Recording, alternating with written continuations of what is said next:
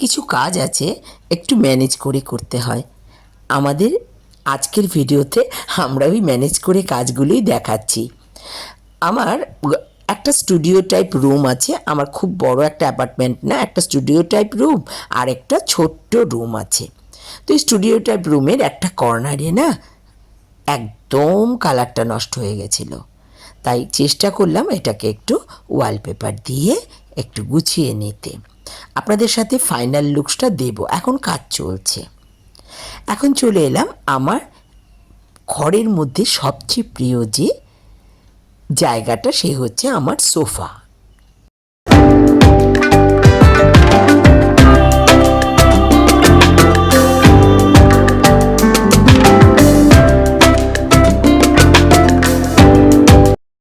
এই সোফাগুলি না আমার অনেক প্রিয়, কারণ এগুলি ছিল হালকা। তা আমি এখানে বসে অনেক সময় কাটিয়েছি, অনেক ভিডিও আপনাদের সাথে শেয়ার করেছি। আসলে পুরনোকে ধরে আঁকড়ে থাকা একদিকে যেমন ভালো, আরেকদিকে কিন্তু একটু অসুবিধারও হয়ে যাচ্ছে। এখন না আমি ভাবছি আমার এই সোফাগুলোকে দিয়ে দেবো। তা ওএলএক্সে দিয়েছিলাম, সেই ওএলএক্স থেকে লোক এসে এটাগুলিকে নিয়ে গেছে। তার বদলে ঘরে তো কিছু বসার জন্য রাখতে হবে, নিয়ে এলাম একটা সোফা কাম বেড। আজকালকার দিনে আমার মতে এই যে একটা ফার্নিচার, এটা কিন্তু খুব ইউজফুল, কারণ বসা এবং বেড দুটোই একসাথে। আর সেজন্য সেটাকে নিয়ে এলাম। যখন এটাকে সোফা করে রাখা হয় না, তখন সত্যি ভীষণ ছোট হয়ে যায়, এবং এটা আমার কাছে ভালো লেগেছে। আমি তো জানেনই আমি ডিক্লাটার করতে ভীষণ ভালোবাসি ঘর, আর ঘরে অনেক জিনিস আমার একদম পছন্দ না। যেটা প্রয়োজন সেটাই, আর দরকারটা না ভীষণ নিজস্ব। যতটুকু আপনার দরকার সেটা আপনি যত ভালো বুঝবেন, অন্য কেউ বুঝবে না। এবার শুরু হলো আমার আরেকটি জোগাড়ের কাজ। একটা আলমারি ছিল, সে আলমারিটার মধ্যে একটু পেপার লাগিয়ে দিলাম, কারণ একই কালার আর পেছনের ওই ওয়ালপেপারের সাথে ওই আলমারিটা যাচ্ছিল না। তাতে মনে হলো জিনিসটা আরও ইউজফুল এবং ওই জায়গাটা আরও সুন্দর হয়ে যাবে যদি এটা ইউজ করে নিই। সেইভাবে ওয়ালপেপারের সাথে সাথে স্টিকারেও বসিয়ে দিলাম। তা ভালোই লাগলো স্টিকারটা আমার কাছে। জানি না, ওরা তো বলেছে 8 বছর যাবে, কতদিন যায়। আমাদের এই জীবনটা না কেউই তো অবশ্য বলতে পারে না, তবে আমরা যখন বাঁচি তখন ভাবি যে আমরা সবাই পার্মানেন্ট। পার্মানেন্ট তো আর কেউই না। যাই হোক, আলমারির লুকস চেঞ্জ হয়ে গেল, আমার জন্য কিন্তু ভালো। কিছুদিন থাক না লুকসটা, তারপর দেখা যাক কী তার পরিণতি হয়। তবে সবাই বলে ভালোই হয়েছে, যারা লাগিয়েছে তারা বলে ভালোই হয়েছে তাদের থেকে নিয়ে। আরেকটা কাজ, সে তো আরেক বিশাল ব্যাপার। আমার যে এসিটা আমার রুমের জন্য হয়ে গেছে ছোট, এর জন্য এই এসিটাকে খুলে ফেললাম। খুলতে খুলতে অনেক কথা মনে হলো। ঘরের তখন রং ছিল না, কিন্তু স্বাদ ছিল। সাধ্যটা তো কম ছিল, তাই ওই এসিটা বসানো হয়েছিল প্রাইমারের উপরই।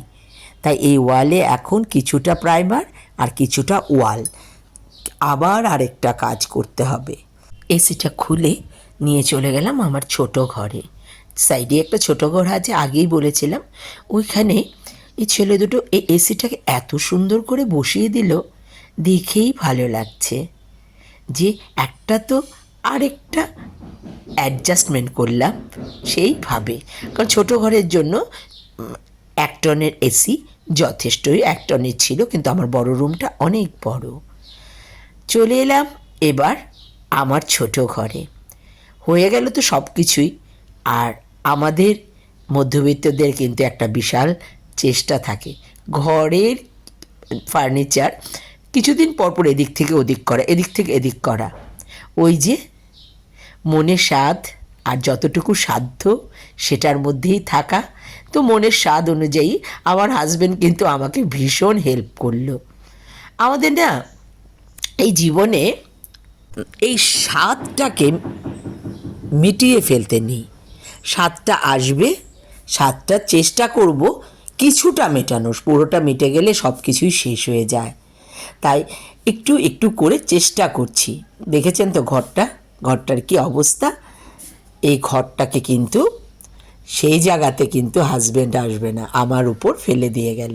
আসলে রেসপন্সিবিলিটি দুই ধরনের হয়, একটা হলো তুমি কাজ করো, আমি তোমাকে কিছুই বলবো না, সেটা হচ্ছে রেসপন্সিবিলিটি নাম্বার 1। আরেকটা হচ্ছে রেসপন্সিবিলিটি আসে যে তুমি কাজ করছো, পুরোটাই আমার অর্ডারে করতে হবে, আমি তোমার সাথে আছি, সেটা।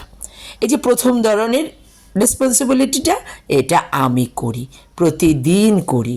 কোথায় তার চলে গেল, কোথায় রং দিতে হবে, কোথায় কি করতে হবে, সব কিছু ম্যানেজমেন্ট কি করে করতে হবে, লোক চেরো এলো সেটা কি করতে হবে। ভালোই লাগে, মধ্যে মধ্যে আবার বিরক্তিও লাগে যে রেসপন্সিবিলিটি বাড়ছে। চেষ্টা করি এখন নিজের জন্য কিছুটা সময় দিতে, এবং ওই সময়টার জন্যই অপেক্ষা করি। সেই মি টাইমটাকে কিন্তু আমি ভুলি না। একটা সময় ছিল, অনেক লোক ছিল, একসাথে খাওয়া ছিল, অনেক কিছু আনন্দ ছিল, অনেক কিছু দুঃখ ছিল, দুঃখগুলো ঢেকে যেত, আবার নতুন একটা সকাল আসতো, সেই সকালটাতে নতুন একটা আনন্দ হতো। সেই দিনগুলো চলে গেছে। আর আজকে যে বেসিনটা দেখাচ্ছি, সরি এটা বেসিন না, এটা সিঙ্কটা দেখাচ্ছি, সেটা আমাদের জয়েন্ট ফ্যামিলি থাকাকালীন এত বড় একটা সিঙ্ক ইউজ হতো। এখন তো ফ্যামিলির লোক কিছু চলে গেছে, কিছু তো সেই যেখানে যাওয়ার সেখানে চলে গেছে, সিঙ্কটা পড়ে আছে। তো চিন্তা করলাম আমার তো একটা বাগান আছে, সেখানে জল দেওয়ার ব্যবস্থা আছে, সেখানে যদি আমি একটু হাত দেওয়ার ব্যবস্থা করে নিতে পারি পুরোনোটা দিয়ে। তো ছেলেটাকে বললাম লাগিয়ে দিবি, ছেলেটা বলল হ্যাঁ লাগিয়ে দেব। আমার ফুলগুলো দেখে নিন, আপনাদের সাথে একটু ফুলও শেয়ার করে নিলাম। আমার বাগানে কিন্তু এবার ভ্যারাইটিস ফুল এসেছে। তো ছেলেটা বলল হ্যাঁ লাগিয়ে দেব। সত্যি ছেলেটা খুব সুন্দর করে এটা লাগিয়েছে, ভালোই লেগেছে। আপনাদের সাথে শেয়ার করছি, দাঁড়ান। ঝড়ে অবস্থা দেখুন আমার গাছে, কি হয়ে গেল গাছটা, একদম কিছুতেই এটা সোজা হচ্ছে না। আমি জানি পরের বার ঝড় এলে এটা ভেঙেই যাবে, অনেক বেঁধে রেখেছি রড দিয়ে, এই দিয়ে কিছুই হচ্ছে না। এখন ভাবছি খুলে এটাকে কেটেই ফেলি।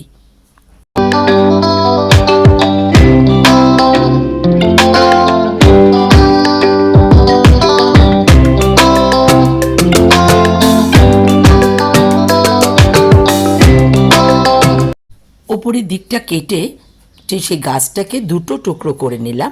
হ্যাঁ গাছটা আছে নিচের দিকে, কিন্তু যে পিসগুলো এসেছে না গাছটা থেকে, এগুলির থেকে কিন্তু আবার গাছ আসবে, বসিয়ে দিলাম। তার সাথে একটু অ্যান্টিফাঙ্গালও দিয়ে দেব, একটু সাব দিয়ে দেব। তো সাবটা আনতেই গেছিলাম, সেই সময় ভাবলাম একটু গাছের এটা দেখি নেই। দেখুন দুটো গাছটা হলে আপনাদের সাথে শেয়ার করব। এখন অ্যান্টিফাঙ্গাল একটু সাপ দিয়ে দিই, না হলে ভেতরে ডাইরেক্ট জল গেলে একটা ফাঙ্গাস ইনফেকশন হয়ে যাবে। এর জন্য দেখুন আমার গাছ বড় হচ্ছে। আর ওই যে বড় স্টুডিওর থেকে যে আমি খুলে ফেলেছিলাম এসি, এখন তো আমার একটা বড় এসি লাগাতে হবে, কারণ ওই রুমে এত গরম। এসির কিন্তু এত অভ্যাস আমার ছিল না, কিন্তু এখন যত দিন যাচ্ছে গরমই গরম। ওই যে দেখুন অবস্থাটা। আর এদিকে আমার সিঙ্কটা লেগে যাচ্ছে। এই সিঙ্কটা না আমার অনেক কথা মনে করিয়ে দিল। সিঙ্কটাতে আমি, আমার শাশুড়ি মা, আমরা কত কাজ করেছি। আজ আমার শাশুড়ি মা নেই। আমার জানেন তো এগুলো আলমারি খুললে যখন দেখি ওই পিসির শাড়িটা, ওই মাসির শাড়িটা, ওই শাশুড়ি মার শাড়িটা, মার শাড়িটা, সেই শাড়িগুলো আছে, কিন্তু ওরা চলে গেছে। এইগুলো স্মৃতিগুলোকে বাঁচিয়ে রাখা দরকার। তাই সিঙ্কটা থেকে আমার অনেক স্বপ্ন আপনাদের সাথে, স্বপ্ন না, আমার অনেক অতীত জীবনে কিছু কি আপনাদের সাথে শেয়ার করে নিলাম। এদিকে আলমারিতেও একটু পেপার লাগিয়ে নিলাম, রং করার কথা ছিল। তো আমার তো সব বাজেটেড, তো বাজেটের জায়গায় সেই বাজেটেডভাবেই চলাফেরা। তাই বাজেট ঘর গোছানো, আর ঘরের জিনিস ঠিক করতে গিয়ে কিছু অগোছানো যে জিনিসটা হয়, সেটাই তো বললাম সেই সময় রেসপন্সিবিলিটি। ঠিক আছে করে নেব, যেখানে একটা জিনিস সুন্দর করে আদর করে যত্ন করতে পারবো, যেখানে আমার এই যত্নটা সম্মান সবাই করবে, সেখানেই তো থাকা ভালো। অবস্থা দেখুন। তো তো গোপালজিকে পুজো করতে করতে হঠাৎ মনে হলো সোফা কাম বেডটা আনলাম, গোপালজিকে বসাবো না, তাই গোপালজিকে বসিয়ে দিলাম সোফা কাম বেডে। বসুন। আসলে আমরা যা পাই আলটিমেট ওনার জন্যই, তাই প্রায় সময় এটা আমার ভালো লাগে গোপালজিকে এদিক ওদিক নিয়ে যেতে পারি। সিঙ্কটা দেখুন কি সুন্দর। আপনাদের দেখেছেন এই পুরনো সিঙ্ক এই ছেলেটাই আমাকে শেখালো হারপিক দিয়ে কি সুন্দর করে এটা পরিষ্কার করেছে। হারপিক তো আমরা জানি বাথরুমে কমোডে ইউজ হয়, কিন্তু ওই ছেলেটা কি সুন্দর হারপিক দিয়ে পরিষ্কার করেছে। সাইডে একটু ফুল গাছ রাখার জায়গাও করে নিলাম। আসলে ফুল বাগানের মধ্যেই সিঙ্কটা বসেছে। একটু হাত ধোয়ার জন্য যখন আমি গাছের পাইপ ইউজ করি, গাছে জল দেওয়ার জন্য যে পাইপটা এটা ইউজ করি, তখন জলটা মিস ইউজ হয়। মিস ইউজ ওয়াটার হচ্ছে ভীষণ একটা দুঃখজনক ব্যাপার। তো গোপালজি বসে আছেন।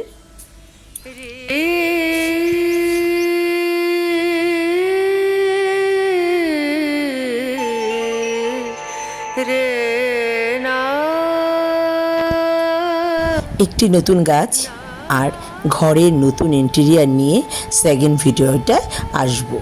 আজকে এখন আবার কাজ করা শুরু করে দিই, কি বলুন? এটাই তো জীবন আর এটাকেই মানতে হবে।